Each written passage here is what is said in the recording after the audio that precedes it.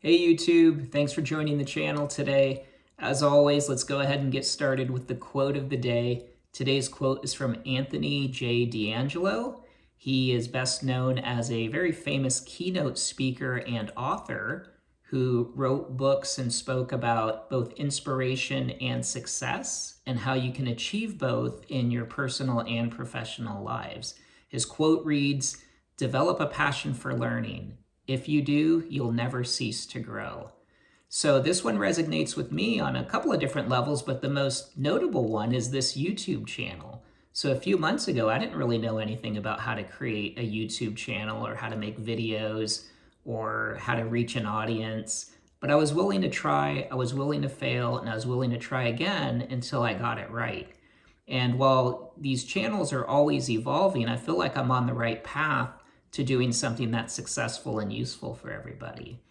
So in the spirit of learning, I thought it would be a good idea to do a video today in Call of Duty around Omnimovement. So Omnimovement's something that I've known about for a long time. I've never really practiced it until recently, but I want to show you how I set up tactical sprint assist along with my Omnimovement keybinds on my keyboard. So stick around. I'm going to go through the settings first, and I'm going to show you some live examples in a private match where I'm just going to do some examples of my movements. All right, thanks a lot, guys. Hey guys, let's go ahead and jump into the settings on Sprint Assist. So to start, I'm going to go up to the settings menu, and I use mouse and keyboard. I looked at the controller settings earlier. I think they're pretty much the same, meaning that you can make these same adjustments if you're on a controller, but for this tutorial, I'm going to use the mouse and keyboard. So the first selection here in the next menu is Sprint Assist. When I first came here, it was actually defaulted to off. If you turn it to just on, it turns on regular Sprint Assist. So regular Sprint Assist, you don't run as fast, but you'll run for a longer duration. With tactical sprint, you'll actually sprint faster, but for a shorter duration. I find personally in this game, you always want to be fast. If you ever played on a Friday night or a Saturday night and you see people, running around, spinning, doing all these crazy movements, they're super fast. And, so I want to try to match that. So I'm going to use tactical sprint assist for this. And that's really the only option here, the only thing that I'm going to change. I'm going to leave everything else the same as a default. So the next thing is, let's go into a private match, and I'll show you some examples of how this works and how I've set up the keybinds to make this work. All right, so here we are in a private match with no enemies or anything. I just wanted to use this map as a way to show you how the sprint assist is going to work here and how I do Omnimovement. So in the past, I would just press W to move forward, and I would just walk, like a normal walk. But now I have it set up to where if I hold it for just a couple of seconds, it automatically begins sprinting. That's sprint assist. And you're in a sprint, you're using tactical sprint, I should say, because the gun raises up in the air. So you'll be able to run for a fairly short distance, just a few seconds before the gun goes down, and you'll go back into a walking or like slight jogging type speed. If I was just using regular sprint assist, the gun would not go up in the air, but you would be going faster than if you were walking. So that's how that's going to work.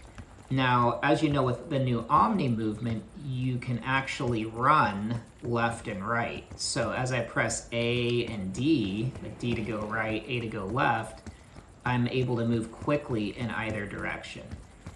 Before I set up the automatic tactical sprint, I'd have to press the letter R and push forward with W in order to sprint. That's just how I had it set up. Okay, and you could obviously do this in reverse as well, which is why it's so hard to kill people in this game, because they're really fast with this. So I'm still learning the keybinds. But anyway, another thing to note here is the sliding and diving, right? So how do you activate sliding and diving? Well, you just have to assign a key to it, right? If you're on a controller, you have to assign a button to it. What I've done is I've used, because my little finger kind of rests on the shift key, I'll go ahead and start my run, and then if I hold it, I'll dive. If I hold shift, I'll dive. If I'm going forward and I just tap it, I'll go into a slide. And the same thing applies for if I'm going strafing to the right. If I hold it, I'll dive. And if I'm going left and I hold it, I'll dive. Reverse is the same.